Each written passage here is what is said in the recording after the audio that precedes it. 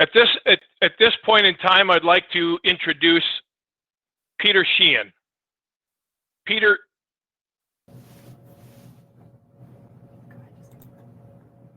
pardon me while we work through some logistical challenges here.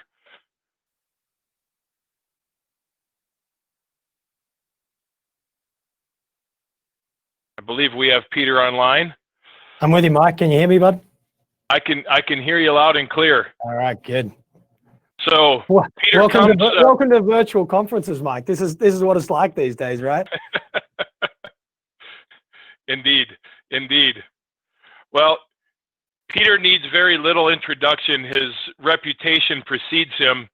And I think as you get an opportunity to listen to Peter, you're going to realize the wealth of information that he brings. Peter has come as a leader, not just in a broader business community, but in his own organization.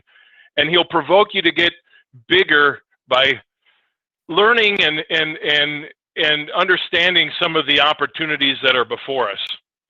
So as he leads through his conversation, I invite you to be thinking about some opportunities to ask questions, because we will leave some time for that following his presentation. That over to me, Mike? Over to you, Peter. All right. Well, to all the dairy farmers and the processors and the business partners out there, thanks for taking some time today at Dairy Strong. It's a real pleasure to be with you. As Mike sort of hinted to in the introduction, it's not my first rodeo in the dairy industry. In fact, I grew up and went to boarding school on a full working dairy farm back in the deep, deep South, where I'm from, Australia, if you can't quite pick that up. And so I guess the reason I point that out as we get started is I want to make sure my remarks today about growing in uncertain times and about turning challenges into opportunity aren't so generic we don't really apply them to the dairy world. So I'm going to definitely make sure we apply them to your world. Number two, I have over the last couple of years done quite a bit of work here in the US with a number of different dairy associations, albeit this being the first in Wisconsin. And I know there's plenty of farmers and some partners that are beyond just the Wisconsin state, but that's definitely the focus. And what I'd ask of you today is that as much as possible, let's make this an interactive discussion. Mike and I are going to rejoin each other back here in about 40 minutes for some open dialogue and some more structured Q&A. But honestly, at any point as we're going today, if you want to make a comment, you want to disagree with something, you want to ask me a question, hit that ask a question section. And I've got a screen up here next to my camera. I'm going to dive into it as we go. And so one, I'd encourage you to do that so we can make this an interactive discussion. But number two, this might be your first time using this platform. One of the things I figured out this morning is that if I wanted to maximize the video screen, I could minimize some of these tabs over to the left of your screen as well. And so feel free to manipulate so you can blow the video up a little bit. I'm not going to be dropping off to run slides. My slides are going to come in literally like this, right over the top of the screen. And so the bigger you can make my screen, probably the more engaging this experience might be for you. So let's get stuck into the conversation, right? If we're going to make our future strong through growth and innovation and collaboration and the sorts of things that the DBA really want this event to be about, the one thing I've learned in 20 years working with industries is that in order to do that, you start by accepting the realities of the present. I've got to tell you this story. Just a little over 2 years ago, so before all the COVID craziness, I was in Texas here in the US, and I was working with a major consumer packaged goods and food company. And they were having an emergency strategic meeting with their 5 largest clients, which were basically the 5 major retailers here in the US. Now, this is sort of September 2018. Now, I want you to see if you can go back 2 and a bit years to September 2018 and think about what was happening to many of your end clients, in some cases, the major retailers. I don't know if you remember, but in the middle of 2018, the top 5 retailers here in the US lost 30% of their market value in 45 days. That's like $21 billion of enterprise value. And hence this emergency strategic meeting that I was invited to in Texas with this food company, because they want to discuss this major crisis. Now, obviously we're not in a room together, so I can't ask you this question directly, but do any of you remember what happened back in 18 that created that massive destruction of enterprise value? If you don't remember, Amazon bought Whole Foods for $13.8 billion in August that year. And that's when the 45-day decline began. Now, the good news is 4 of those 5 have recovered those losses. One of them only just managed to recover it this year in 2020. But the market was definitely sending them a message that they weren't ready to compete in this new reality. And so my job on the day with, the CMO of this food business, which was my client, was to facilitate a conversation about what happened and is there some, certain things they could learn from this experience. Anyway, we had a whole day of chat, and at the end of the day, I said to my client, the CMO, I said, so what's your conclusion about what went down and the Amazon transaction and the threat of the Amazon Whole Foods combination? And here's what she said to me. She said, I don't really know, but all I know is we can't be held responsible because we never saw it coming. I remember thinking that was actually, I thought it was a ridiculous thing to say. And I almost said to her, you out of your mind? But I didn't say that because I really wanted to be invited to next year's emergency strategic meeting. So instead I said, what an interesting perspective. Yeah, we never saw it coming. But I was not satisfied with that conclusion. And so I was on my way to DFW airport and I started texting one of my analysts in my Denver, Colorado office, a guy called John. I'm like, hey, John, I just had this weird conversation with the CMO of a huge business. She said, don't blame us. We never saw it coming. Were there any hints about Amazon and Whole Foods? Like, should we have known that threat was coming to retail? Now, I know right now you're going, man, I'm a dairy farmer. What has the big 5 retailers got to do? Remember the first point I made, which is if we are going to grow and find opportunity and challenge and disruption, it starts by accepting the reality of our current situation. And that's what this example is about, right? Here's what basically we found out. 2 years before the transaction, they launched the Amazon Prime food brand. So actually 2016, so a year before. So this is 2017, this meeting actually took place, not 2018. 2016, they launched the Amazon Go grocery store. That's their physical environments that had near field communication that allow you not to have to line up to get out of the store. Turned out to be a very good COVID-based technology. There's 2 things happened the year before the transaction. 2015, the grocery industry, the GMA, like their version of the DBA, the Grocery Marketers Association, ran a headline saying, don't freak out. Amazon are coming. They're going to buy, they're going to get serious about food. And this is their industry publication. And so I'm still texting with John. I'm like, man, is there any other evidence? He says, yeah, 2007, 10 years before the transaction, they started their Amazon Fresh business, which was their direct-to-consumer business, and they've been expanding outside of Seattle for 10 years since. They're in 35 US states by the time Amazon bought Whole Foods. And I'm like, well, that's a fair bit of evidence. Was there more? He's like, yes, in 2006, they started selling food. And in 1999, 18 years before, they bought 35% of homegrocer.com, an online food store. Would it be fair to say that there was some signal in the noise? Would it be fair to say there was some evidence of where the future might go? But don't hold me responsible because I never saw it coming. And here is what we've learned. We do a lot of work with organizations that are looking to grow. We do a lot of work in industries that are being disrupted. And we find this exact same pattern that I just described to you from these retailers and from this food business that we were working with, which was not that they didn't have enough capital. It's not that they didn't have access to enough consumer insight. It's that they choose to ignore, or what I would say to deny, the reality of the changing environment around them. And as a result of that, they find themselves, quote unquote, caught off guard when it comes time to adapt and innovate and change their business. Let me give you an example. Let's go back to this grocery versus Amazon example. Did you know if you read every analyst briefing on the Amazon stock in the 5 years prior to them buying Whole Foods, every briefing talked at least once about their need to solve what's called the last mile challenge. That is to get closer access to their marketplace. Now, if you are a $1 trillion business, how do you solve your last mile challenge? You buy anyone you want. And I would put to you that if I was running one of those 5 retailers, or if I was running that food company, that I had ample notice and ample evidence of what my current reality was. And the issue was I wasn't willing to accept it.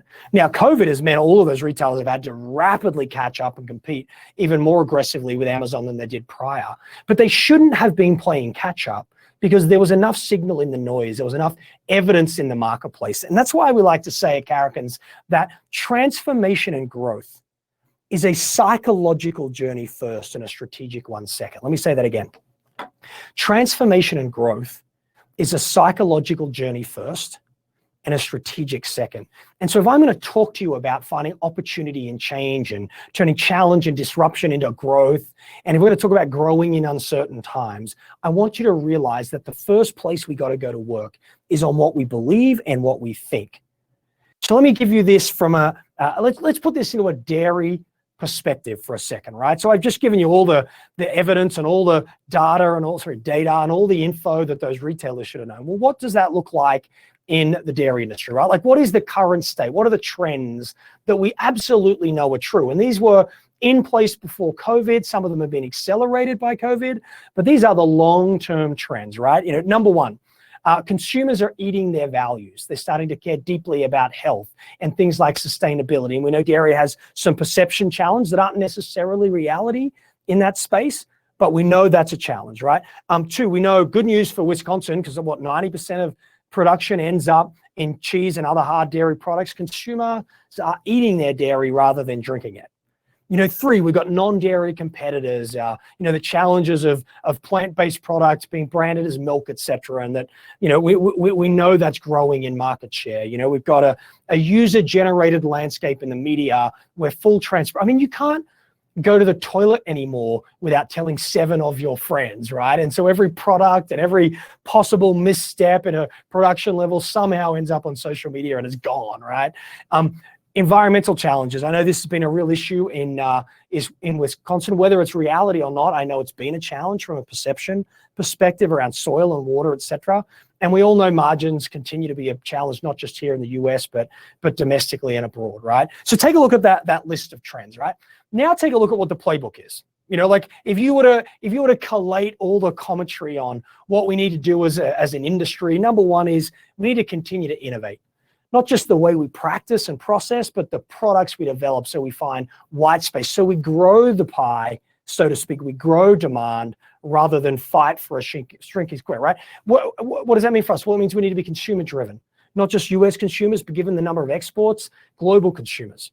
We need to be more data driven, digitize process and system, double down on storytelling to change that perception. We need to have an offensive strategy rather than a defensive strategy.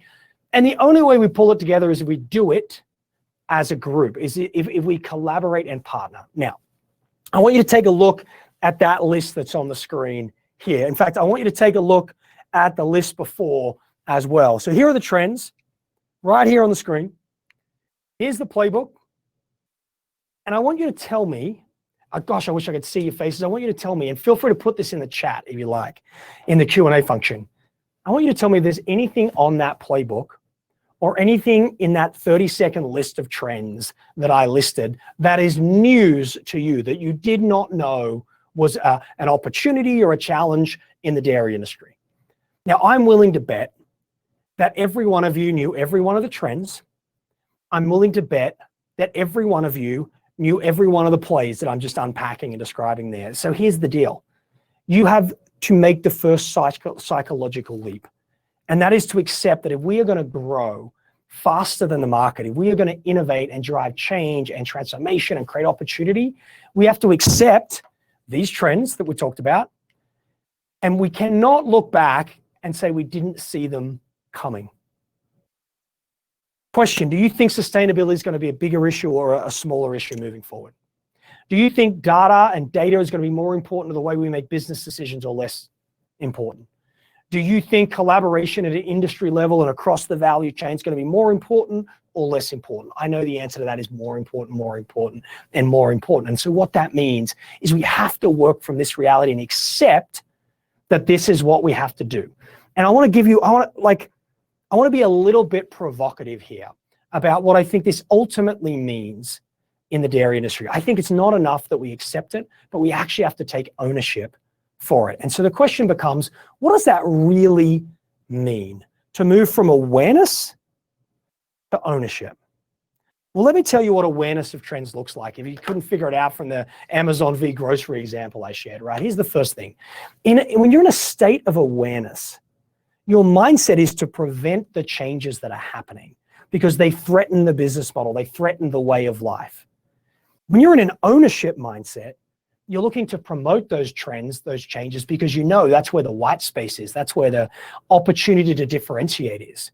If you're in awareness, frustration is a regular emotion. And the reason for that is because it feels like all of this change is happening to us.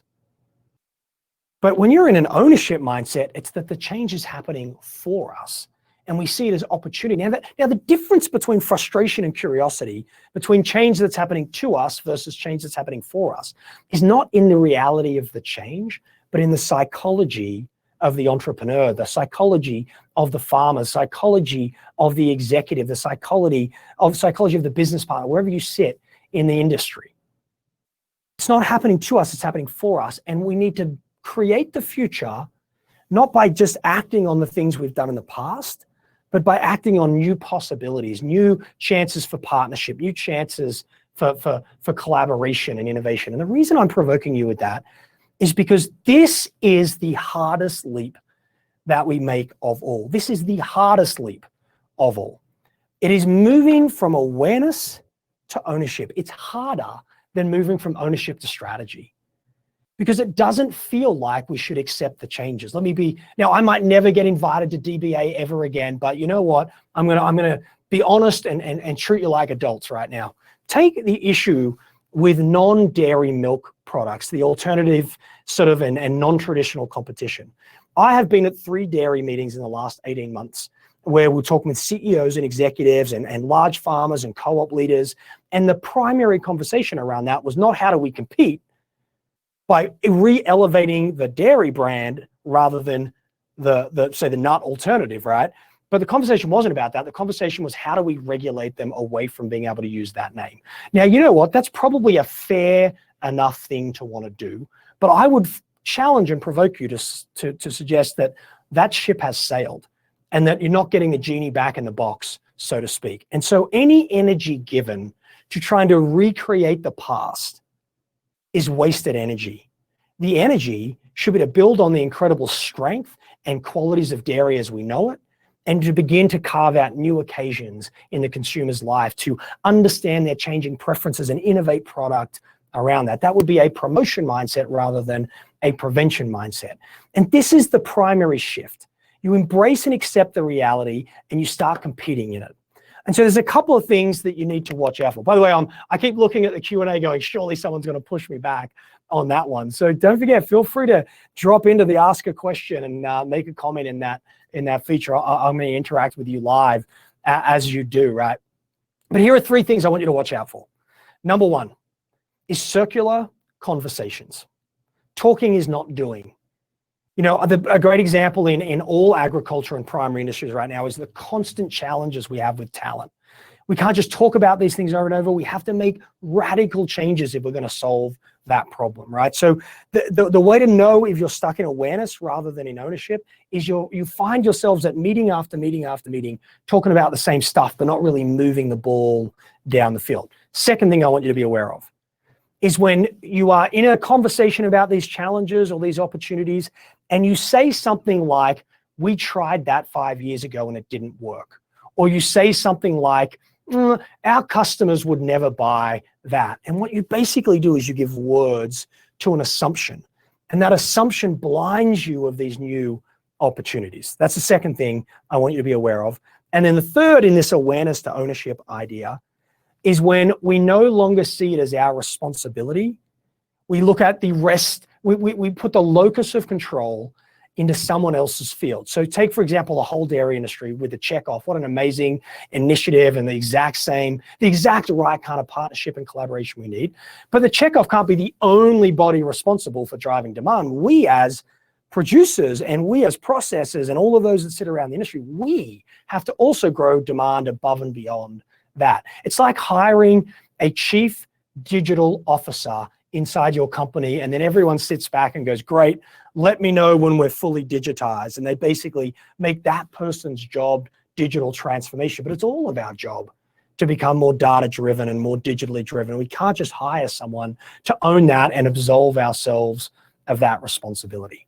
So let me pause. Where are we at, right?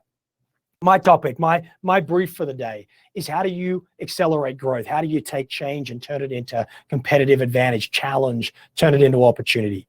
And I'm saying the very first step is a psychological step from awareness of change to taking ownership for change. Now, the first step in that psychological leap is to accept the reality and then to embrace the psychology of promotion rather than prevention, of curiosity rather than, frustration, of future possibilities rather than historical experiences and practices.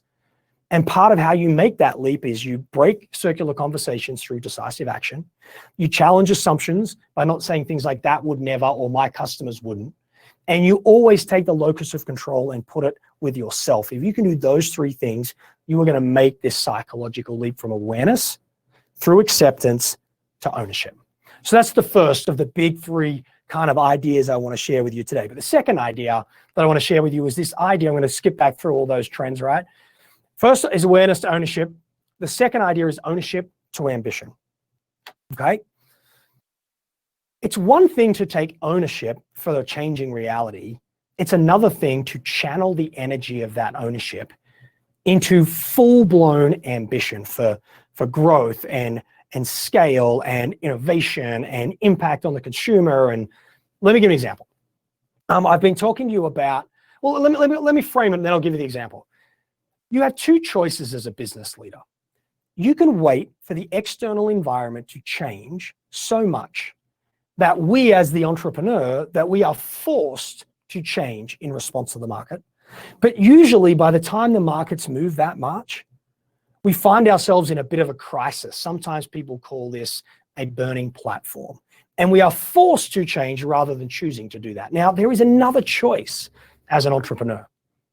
You can take the changing external environment and literally take the psychology of ownership and see it as an opportunity and operate from a place of a burning ambition where you change faster than the market.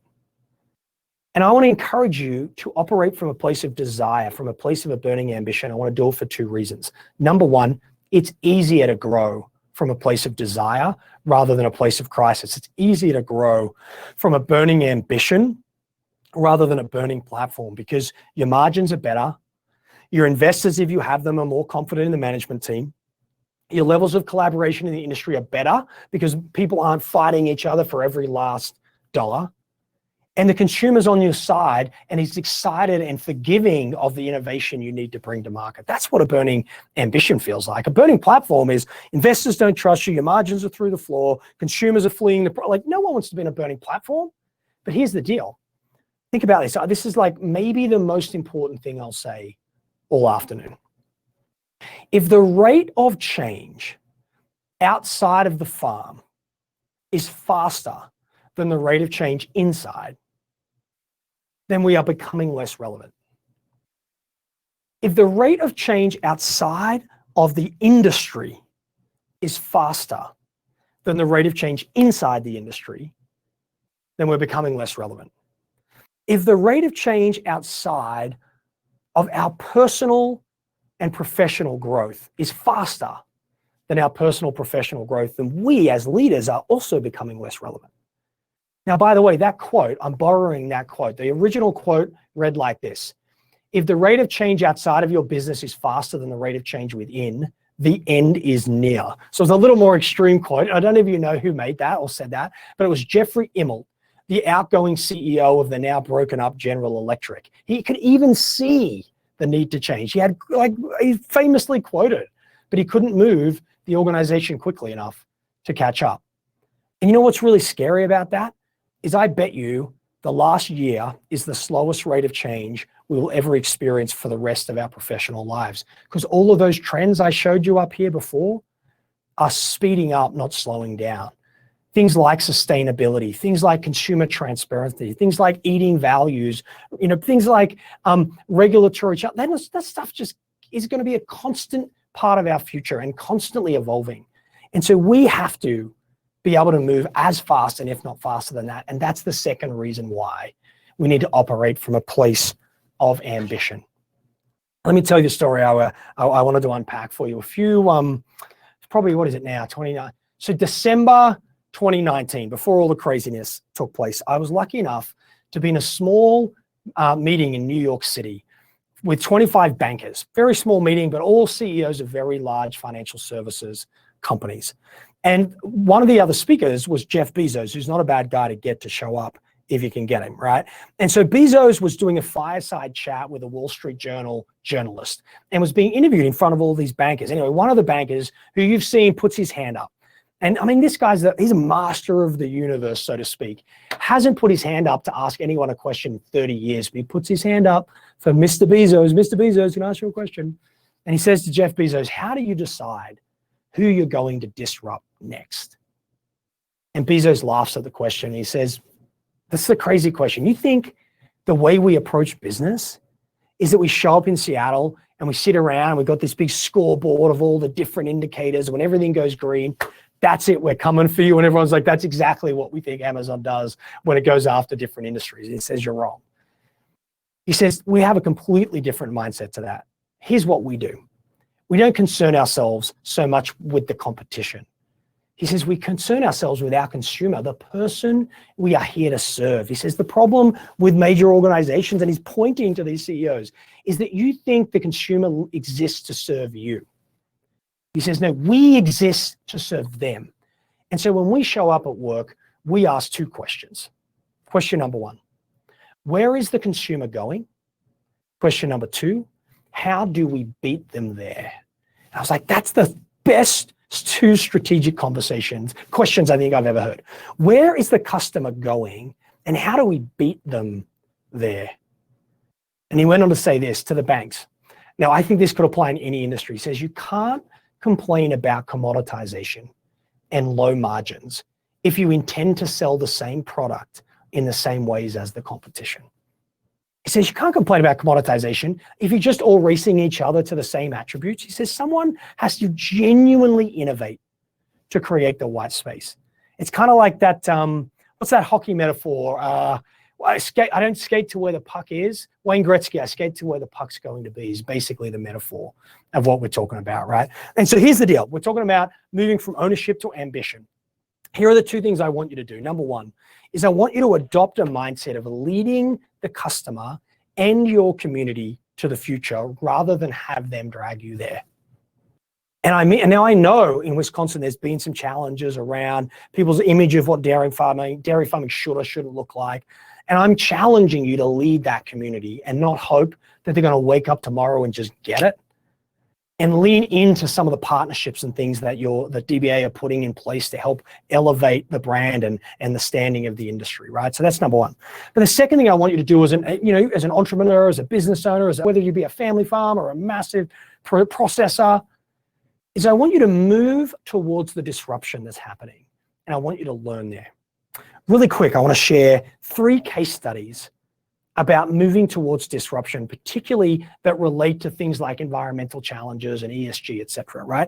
Really quick, 3 examples. Number one, Michael Porter, who is most famously known for basically inventing the concept of corporate strategy. Michael Porter, if you don't know, is the most often cited academic in business research history, right? Prior to getting famous for strategy, he was famous for a thing called the Porter hypothesis, which studied companies in the Midwest in the 60s and 70s as the EPA was beginning to change regulations around industrial output and how large factories and heavy metal or heavy industrials, how they managed waste. And he studied the companies who were most aggressive in adopting the new standards and changing their practices. And he studied the ones who were most resistant and least likely to change it. And here's what he found. In the decade following the EPA's new regulation, the companies that were most aggressive outperformed their peers by double digits on all criteria: profitability, revenue, enterprise value, for one simple reason. The trigger of the disruption led them to find innovation, new ways of practicing, far more efficient ways. Now, by the way, I know you've got to then re-educate the regulator around some of those innovative practices, because I guess in dairy, in some ways, we're innovating ahead of some of the regulatory challenges. But the point was to see it as a trigger for growth and innovation, not as being a victim to it. It's called the Porter hypothesis, well worth checking out given what's happening in agriculture in some states, particularly for dairy in Wisconsin. Second example, Domtar, second largest paper company in the world. They woke up one morning without any notice to a Greenpeace in Canada picketing one of their factories where they process paper. And instead of going head to head and fighting these guys, Domtar decided that the consumer expectation was changing and that they would need to find a way to make paper a more respectable brand that was considered more sustainable. And so they partnered with the WWF, they partnered with Greenpeace, and they partnered with the Rainforest Alliance, and they created Green Source, which for 10 years was one of the only green-friendly FSC branded product in the paper industry. One of the most successful product launches ever, one of the most profitable product lines ever. But most interestingly, it transformed their relationships with Office Depot, Office Max, which are obviously one company now, Staples, and all the office retailers, because all of those companies were dealing with their business clients and their consumers demanding more sustainable recycled paper, but no one was helping them figure out how to do that.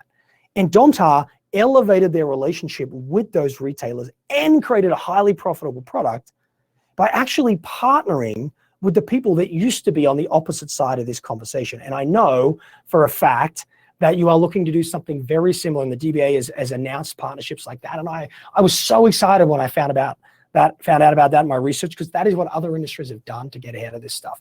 Third and final example, when the global financial crisis hit, Dodd-Frank legislation came in demanding that financial advisors in America not just sell products that are suitable to their customers, but sell them the products that have their best interest at heart.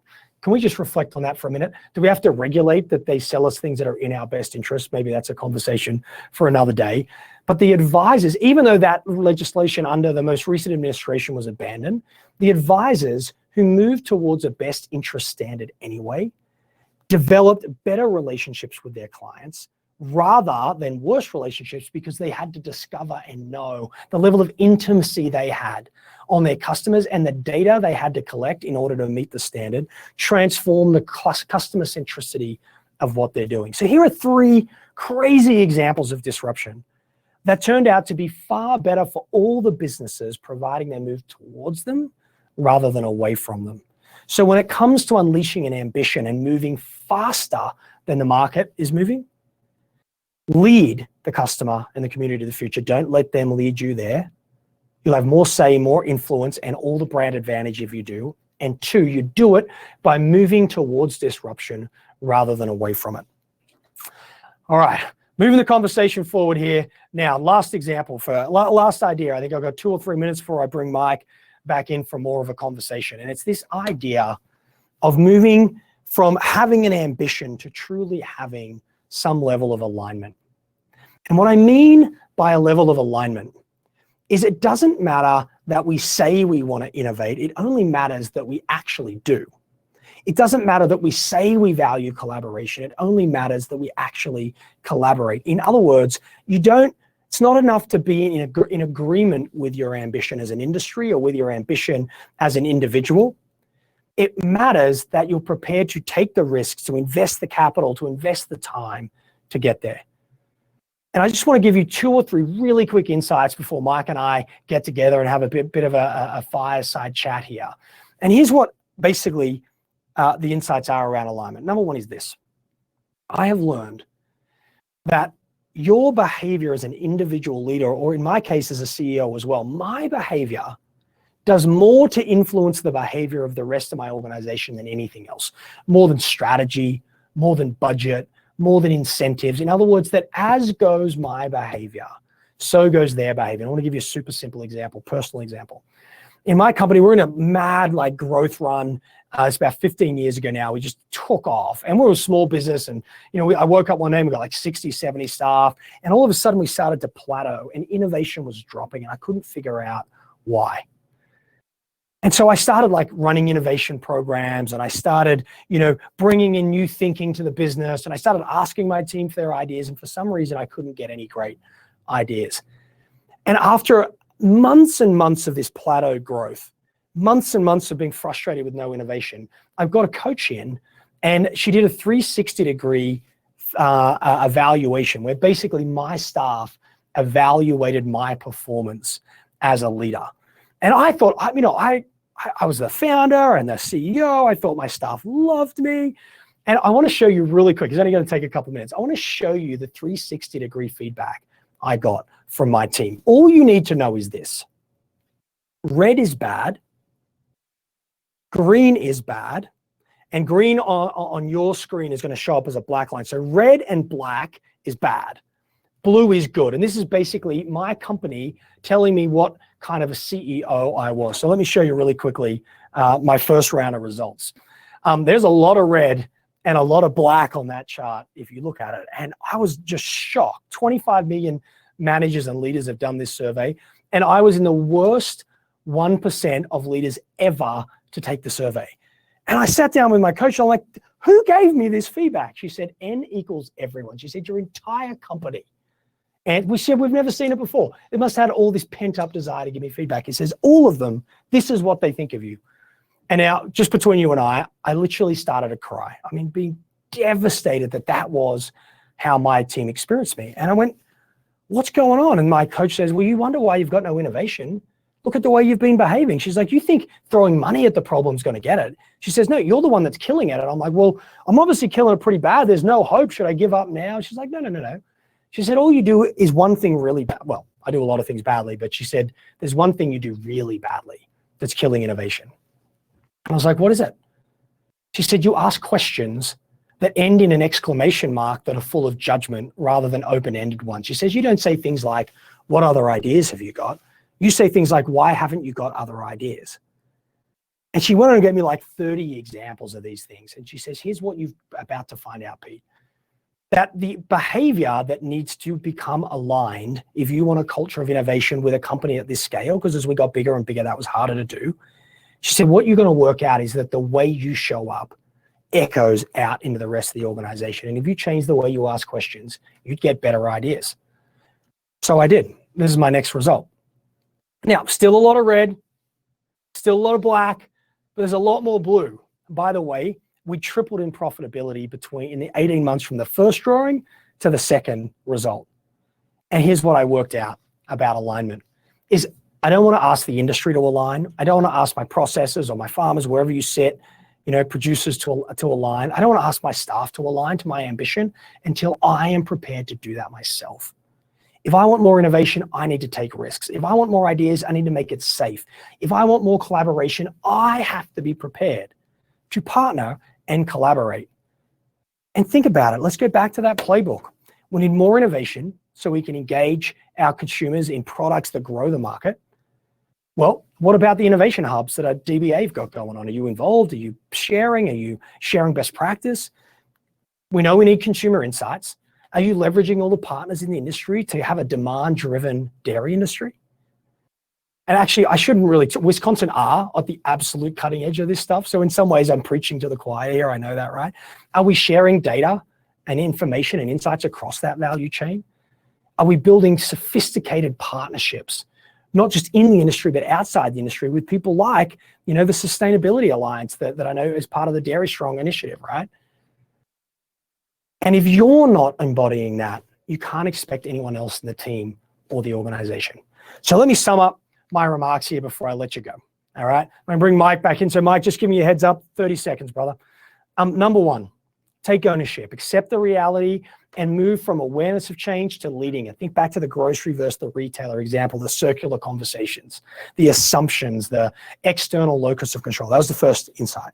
Second insight, don't wait for the market to move ahead of you. Lead the market to the future. Move towards disruption and learn there because you're better off working from a burning ambition than a burning platform.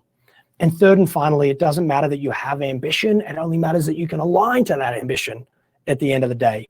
And that's about starting with self and moving your own behavior. If you want more collab, more innovation, that starts with you first. So thanks so much for having me here at Dairy Strong. What a great way to kick off, or at least for me, I enjoyed kicking it off that way. Good to get some time with my, I feel like I'm with my people when I'm working in the agricultural space. And so, Mike, mate, welcome back. Let's have a bit of a chat. And hey guys, post any questions you got. Mike and I are going to give some attention to those questions. So it's the bottom left of your screen. Hit ask a question. They're going to come up live, and we'll take them and interact with them as well. Mike, welcome back, mate. Are you? I can't quite see you on camera yet, but ready for here you are. Ready to have a chat, mate. Well, good to be back and join you.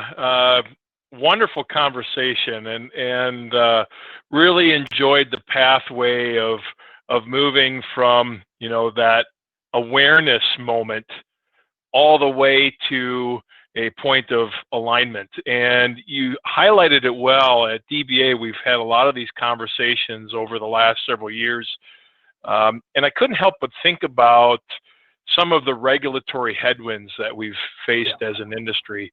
You highlighted the discussion about the decline in fluid milk and some of the battle as it was to try to make sure that almond and soy and some of these other categories couldn't use the word milk. All the while, the consumer continues to eat more cheese. We've lost some ground in the category. Yeah, fluid milk has been a declining category for 50 years. Yeah. And we spent a lot of time, as you said, working towards, defending a declining category. But in the same moment, the consumer is eating more and more and more cheese. Yeah. So maybe as we bring this home into the dairy space, where do we maybe move or shift our mindset to get more in front of that trend and less behind the ambition put towards the fluid side? I love that comment. And let me say a couple of things. I think, I wasn't joking when I said to the 140 odd farmers out there and processors that are probably on the call here, I am preaching to the choir here, right? Like, what is it? 90% of production in Wisconsin goes into cheese and other sort of value added dairy spaces. So clearly you get this. And if you get back to the core of that, it's not just because we grew up, hopefully it's not just because we grew up without infrastructure in the state. Hopefully we celebrate the part of that, which was we understand the consumer need, we see the value added opportunity, and that's where we focus. And here is my advice. We work with every industry on earth. The second you are trying to change the way the consumer feels and behaves to suit your needs, you're at the beginning of a losing battle, right? And instead, look for the demand signals, look for what you can learn from those demand signals and begin to appeal to what's happening. And so what I think's happened with, say, you talk about the growth on and on of cheese, because we find more and more foods and more occasions to enjoy it. That is like demand creation. It's market making. And that's the mindset we want. I think the second shift, Mike, that we need to see is it needs to go all the way back to the dairy farm, the producer itself, right? Because the one trend that I think we're going to see begin to explode in the next few years is the concept of source and knowing the sovereignty, or whatever the best word is, for where that product began. And we're seeing it everywhere. One of our clients is the largest diamond mining company in the world. They now have to etch tiny little codes into every diamond they find and source and mine, so that they can track it all the way through the value chain. So when that man puts that or woman puts that ring on their partner's finger, they know that no damage was done to those economies or to those communities in production and mining and polishing of that stone. It's happening in diamonds. It's happening all across other food categories. And so I think, Mike, that's the second area, which is what are the signals telling us about where to now? And instead of going, but I want to keep competing on the attributes I used to compete on, go and compete there. That's where the white space is. It's where the margin is. I could get so into this. I'm sorry. I'll slow down. No, I think it's a great story, and I think let's spend a little bit more time here on this. I mean, if you go back and we talk about this soy and almond, debacle that we embraced for so long, there's side stories that go with that. You talk about source, and really when you talk about milk, what better source than the cow? The cow has a great story to tell. She's a wonderful recycler of co-products and byproducts, and not only provides the benefit of that milk that goes into the cheese that the consumer loves, but provides energy, as we capture methane, reduces water usage. We have an opportunity to tell a story about, the purity of milk, whereas some of these other products are, chemically drawn out and then produced in a very commercial environment.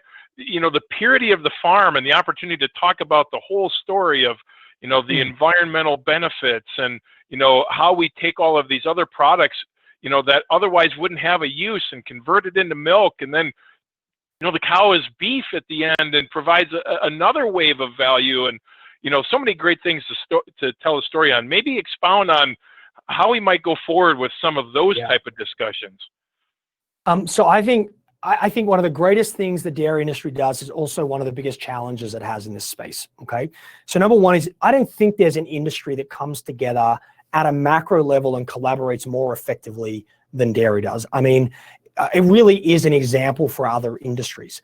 But the downside of that is then, as an individual producer or processor, we tend to sort of go, well, tick, I've given the money and I don't, that's now their job to create that. But if you look at industries that have done a good job of, the word I was searching for was like provenance and source, et cetera, and telling that story, they didn't just do it at an industry body level. Individual brands took it upon themselves to begin to tell a new story. It's like the eggs, whenever I open my fridge, I've got two big things of eggs facing me. And the first one says, click on this QR code to see one of our farms. That's the brand taking me right to the source and seeing how the chickens are treated and making sure I feel good about my eggs. That's not happening at a poultry level that's an individual brand looking for differentiation. And so you could do both. You have this epic collaboration that happens. But I think as individual producers and processors and product developers, we need to individually assume some responsibility for telling that story as well. And we need to just accept the reality that no consumer is going to wake up tomorrow and all of a sudden get it and understand how much less stress is on dairy cows these days because of automation, or how efficient the use and reuse of water can be on a dairy farm, or how well, there's so many stories that no one's just going to wake up and get if we're not creating those stories and telling them. And I think it goes all the way down to the individual brands. And maybe that's the final point on that from me, Mike, is I think there is a danger that we see ourselves as commodities. Because, we might produce the fluid milk and then it goes to a processor, and maybe we feel like we've started to lose some control of the value add or what happens there, right? But, if you look at what's happening with like Angus beef versus other beef, if you look at what's happening with chickens and poultry, all of them are getting down to like direct to consumers, where individual farmers are selling straight to the end game. Now, I know I'm not saying that's the path forward for dairy. I'm saying that's the mindset, right? That we all have to have that direct connection. We all have to play a part in telling that story. I'm not saying that we're all going to sell direct to the consumer, but you are seeing that in other primary industries where commoditization was a real issue. Yeah, and so as we move along this curve, right, as we kind of plot through the path you gave us from awareness all the way to alignment, we spent some time here on the front end of that. I maybe want to go towards the back end of that. I think as an industry, for us to move into that phase of ambition to alignment, because I really do believe that as an industry, we have owned our reality. And I really do believe that our producers, our members have really stepped forward to say, okay, this is the role we play. But I can't Mike, help but by the way, believe... I think you have in Wisconsin. I don't think the whole industry has. Agreed. And I think as an industry, we need to broaden that for sure. But as we talk specifically about our area and the leadership we bring in this space, I can't help believe that there's a kind of a field of vulnerability that you have to kind of cross over as you move from that ownership towards alignment, as you cross over through ambition and start to really put your feet on the field and make your way across. Maybe speak to some of that vulnerability and how you kind of put yourself out there to get towards that final solution. I love that you sort of picked that up. You know, that was subtle and not explicit in my remarks, but it's absolutely implicit. And I think it's an implicit in three areas. I think in the awareness to ownership area, it's about questioning beliefs and assumptions. Yes, you may have been doing it X way for 35 years and you may have had incredible success as a family or as an operator. That doesn't mean you have a monopoly on future practice or on wisdom, right? And so it takes vulnerability to be prepared to, you know, question your own assumptions and to let go of practices that may have served you. Under ambition, you talk about putting your feet on the field. I mean, you are at ambition, you're basically saying, I'm not prepared to live with the status quo, so much so that I'm going to create a new status quo. And by definition, you could fail and fail big, right? And we've all been burned. I mean, come on, I'm an entrepreneur. Do you know how many times I've like made a bet on something and ate it and just been wrong? But the amount I've learned every time I ate it and was wrong. And you know what? I'd rather wake up every day and have a bit of a swing than wake up every day and be protecting and defending myself across all four corners, you know? Like I would rather take on those alternatives and outsell them and out innovate them and out health them 6 days a week and twice on a Sunday than try and protect myself from something that's already happened. That's just, I think we got to wake that entrepreneur within us, Mike, but that is definitely scary and definitely takes vulnerability. And then the third area around alignment is alignment by definition is changing your behavior. It's changing the way you show up, the way you interact, the way you build culture, the way you do partnerships. And every time you show your cards in a negotiation, you're taking a risk that someone takes advantage of that. Every time you accept someone else's idea in your business instead of what you think's the right idea, you're taking a risk in that. Every time you collaborate, you're saying, I'm prepared to compromise to belong and to be part of something bigger. And every time you allocate new capital or new time, there's an opportunity cost of that. That risk is what makes it feel so vulnerable. And so maybe the final point there is you're not meant to be perfect. You're just meant to be making progress. And I think the real challenge we face is that we are having to make progress faster as rates of change accelerate, as these trends that are not going anywhere start to converge together to make it move even more quickly. So we now more than ever, we want to embrace that vulnerability that you picked up and celebrate progress over perfection. Yeah, I think that's very well said, and it believe you me, as we sat at the table at the board level having some of these discussions about some of these strategic partnerships, there was a lot of discussion about vulnerability. And I think as we go forward as an industry, as we move our own farms forward and our businesses, that has to be a step that you're willing to take. Otherwise, you can never fully get to the other end of that goal.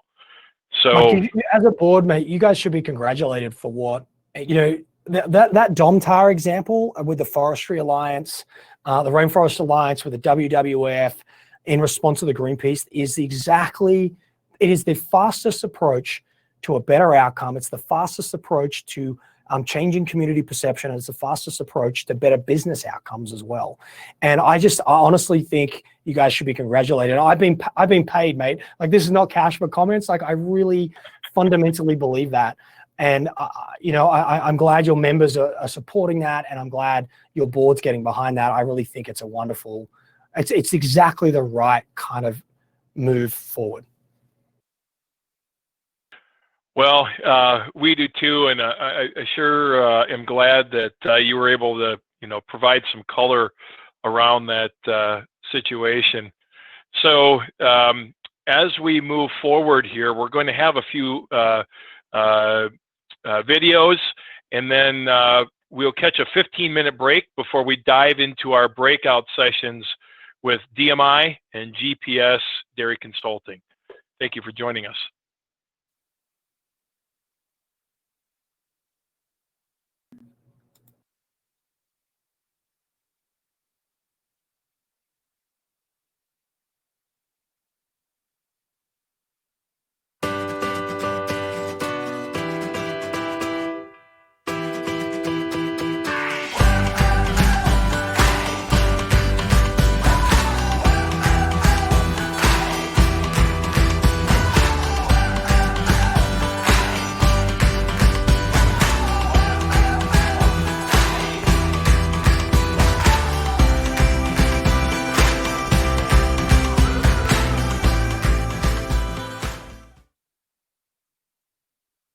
Sam Miller. I head up the agricultural banking at BMO Harris Bank.